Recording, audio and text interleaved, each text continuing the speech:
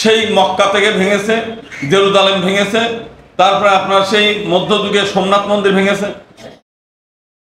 আমরা 2006 সাল থেকে হিন্দু মহাজোট শুরু করেছি।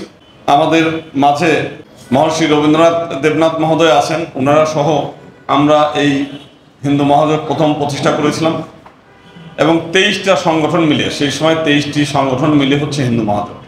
তো দীর্ঘদিনের পথ পরিক্রমায় অনেকে এসেছে, অনেকে চলে গেছে, আমরা কিন্তু যাইনি। এর মধ্যে বহু সংগঠনের জন্ম এবং মৃত্যু আমরা দেখেছি। আমরা ওই সময় বসে যারা মহাজোট গঠন করেছিলাম, এই মহর্ষি রবীন্দ্রনাথ দেবনাথের মতো আরও বহু প্রাজ্ঞ ব্যক্তিদের নিয়ে, এবং আমরা সেই সময় চিন্তা করে দেখেছিলাম যে রাষ্ট্রধর্ম ইসলাম বাতিল হবে না কখনোই, 72-এর সংবিধানও ফিরে আসবে না, বরং এই দেশে আমরা সংখ্যালঘু ধর্মীয়ভাবে কিভাবে আমাদের অধিকারটাকে রক্ষা করে আমরা নিজেরা মেরুদণ্ড সোজা করে আমরা বসবাস করতে পারি, সেই ব্যাপারে আমরা চিন্তাভাবনা করে আমরা 7 দফা প্রণয়ন করেছিলাম। আজকে দীর্ঘ 30 বছরের পরে অন্যান্য সংগঠন এই 30 বছর পরে ওই একই জিনিস বুঝতে শিখছে।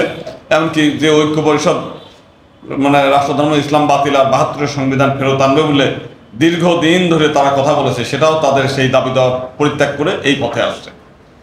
পরম সৌভাগ্যের বিষয় যে আজকে আমাদের সেই সুবর্ণ সুযোগ, আমাদের দ্বারে ঘন্টা নাড়ছে, এমন একটা পজিশন, যে পজিশনে আমরা একটু ধাক্কা দিলেই কিংবা দরজা খুললেই আমাদের দাবিটা পূরণ হতে পারে, সেই রকম একটা সম্ভাবনা অলরেডি তৈরি হয়ে গেছে। কেন তৈরি হয়ে গেছে? আমরা দীর্ঘদিন ধরে আমরা যে দাবি দেওয়াগুলো করলাম সেটার বাস্তবায়ন হয় নাই, কিন্তু আমরা যে সংগঠন করেছি সেই সংগঠন কিন্তু যে আলো জ্বালানোর যে কাজগুলো, সেই কাজগুলো কিন্তু আমরা করেছি, এবং তার ফল আজকে আপনারা যেখানে বসে আছেন, এই মন্দিরটাও কিন্তু আমাদের উদ্ধার করা। আজকে রমনা কালী মন্দির যেটা, সেটাও আমাদের উদ্ধার করা। স্বামীবাগ ইস্কন মন্দির যেটা, সেটাও দীর্ঘ 1947 সালের পর থেকে পরিত্যক্ত ছিল, আমাদের উদ্ধার করা। আপনি যমুনাময় আশ্রম ঢালকানগর মন্দির, সেটাও আমাদের উদ্ধার করা। ঢাকা শহরে এরকম 9টি মন্দির, বড় বড় মন্দির আমরা আলোয় আলোকিত করেছি, আমরা হিন্দু মহাজোটের নেতৃবৃন্দরা, যেটা বাংলাদেশের কোনো সংগঠনের এই জাতীয় কোনো অবদান তারা রাখতে পারে নাই। এই ঢাকা শহরের বাইরে আমাদের নেতারাও, আমাদের অমলদা রয়েছেন এখানে, সেই যশোরেও তারা অনেক মন্দির উদ্ধার করেছে। আমাদের উত্তরবঙ্গের নেতৃবৃন্দরা আছে, আমাদের গাজীপুরের নেতৃবৃন্দরাও এরকম প্রত্যেকটা তাদের কর্মকাণ্ড আছে।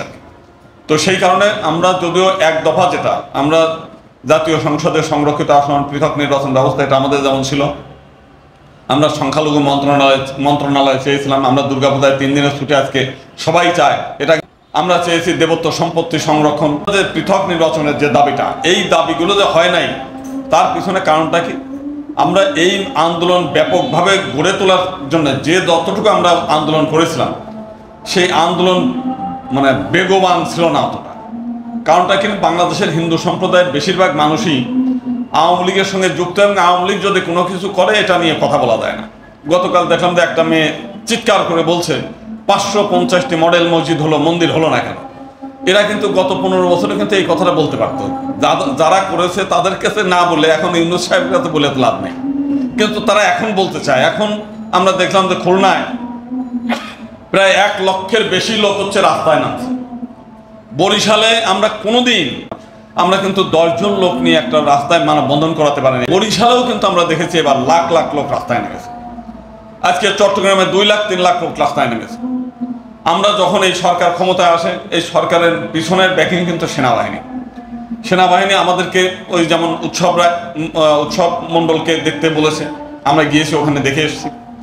সে বলেছে যে আজকে আপনারা খুলনাতে 1 লক্ষ লোক রাস্তায় নামেন, আজকে যদি যখন এই উৎসব মণ্ডলকে প্রায় 7-8 ঘন্টা থানায় আবদ্ধ করে রাখা, আটক করে রাখা, সেখানে প্রায় 200-300 মুসলিম লোক এসে তাকে ছেড়ে দেওয়ার কথা বলছে, তো আপনার 2 লাখ লোকের মধ্য থেকে 1% হলেও তো অন্তত 2000 লোক হয়। সেই 2000 লোক নিয়ে এসে আপনারা ছিনিয়ে নিতে পারেন না থানার থেকে? কই, আপনারা তো সে সময় কিছু বলেন না, সে সময় কিছু করেন না, বরং আপনারা মনে করেন যে মারা গেলে পরে আমরা লাশ নিয়ে মিছিল করবো। আপনাদের ভাবটা হচ্ছে সেই রকম। আজকে চট্টগ্রামে আমরা দেখছি 2 লাখ লোক রাস্তায় নামে, অথচ গণেশ মন্দির প্রথম একদিন সেই গণেশ মূর্তি আনার সময় তাদের হামলা করতেছেন, আবার যখন পূজা করছে তখন নাকি 10-12 জন এসে সেই মূর্তি ভাঙচুর করছে। অথচ তার 2 দিন আগেও 2 লাখ 2.5 লাখ লোক রাস্তায় মিছিল করছে। তাহলে আমরা যে কথাটা প্রথম থেকে সংগঠন থেকে আমরা বলার চেষ্টা বলেছি বারবার, যে আপনারা ভগবান রামচন্দ্র, ভগবান শ্রীকৃষ্ণ অথবা দুর্গাপূজা, কালী পূজার মধ্য দিয়ে আমাদেরকে কি শিক্ষা আছে? সেই শিক্ষাটা হচ্ছে যে কথাটা নিয়ে আবার আমাদের দেশের সংখ্যাগরিষ্ঠ মুসলিম সম্প্রদায়ের লোকজন আবার আমার বিরুদ্ধে বলে, আমরা প্রথমত ঘরে ঘরে ত্রিশূল তৈরি করেন, প্রতিটি বাড়িতে 10টা ত্রিশূল রাখেন, প্রতিটি মন্দিরে 100টা ত্রিশূল রাখেন, খড়গ রাখেন, তরবারি রাখেন। আপনারা যখনই কোনো ঘটনা ঘটার সম্ভাবনা থাকবে, আপনারা 200 লোক যদি ত্রিশূল নিয়ে এই রাস্তায় দাঁড়ায় থাকেন, আপনার 2000 লোক যত বড় সে জঙ্গি হোক, আপনার ওখান থেকে ওই দেখেই পালায় চলে যাবে। এবং অতীতের এরকম ঘটনা আছে, এরকম বহুবার আমরা বলেছি। তারা কিন্তু কোনোদিন এই চট্টগ্রামে কিন্তু একটা হিন্দু প্রধান এলাকা, তারা বুঝতেছে যে আমার এইখানে ঝামেলা হবে, তাহলে এখানে অন্তত 50 জন লোক 50টি ত্রিশূল নিয়ে আমি কেন বসে থাকি না, দিন রাত পাহারা দেই না কেন? বিভিন্ন জায়গায় দুর্গা প্রতিমা ভাঙচুর হচ্ছে বিভিন্ন জায়গায়, সেখানে আমরা বারবার করে আমরা বলছি, এখন সবাই বলছে যে মন্দিরগুলো পাহারা দেন, কিন্তু মন্দিরগুলো তারা পাহারা দিচ্ছে না, বলছে আমার মন্দির পাহারা দেবো কেন? এটা নিয়েও চিৎকার করছে, মসজিদ পাহারা দিতে হয় না, আমার মন্দির পাহারা দিতে হবে কেন? আসলে বাস্তবতা দেখেন, আপনারা প্রত্যেকেই জয় শ্রীরাম ধ্বনি দিলেন এতক্ষণ ধরে। আপনার ঋষি বিশ্বমিত্রর আশ্রম ভেঙে দিচ্ছে বারবার করে। ঋষি বিশ্বমিত্র দশরথের কাছে এসে বলছে যে আপনার ছেলে দুটোকে দেন, তারকা রাক্ষসীরে বধ করে আমার আশ্রম রক্ষা করতে হবে।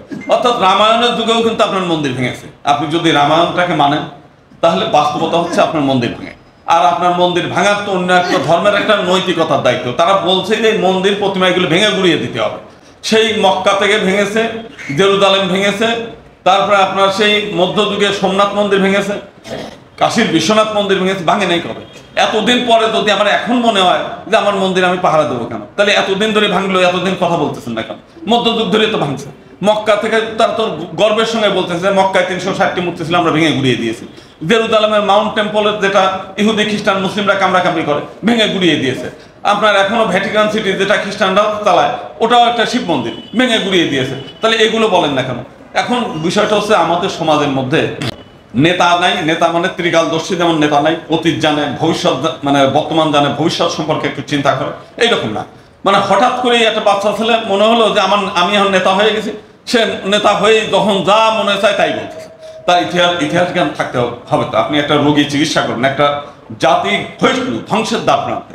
কেন ক্ষয়িষ্ণু হচ্ছে বিষয়টা তো আপনার জানা দরকার, তারপরে না আপনি ট্রিটমেন্ট করবেন।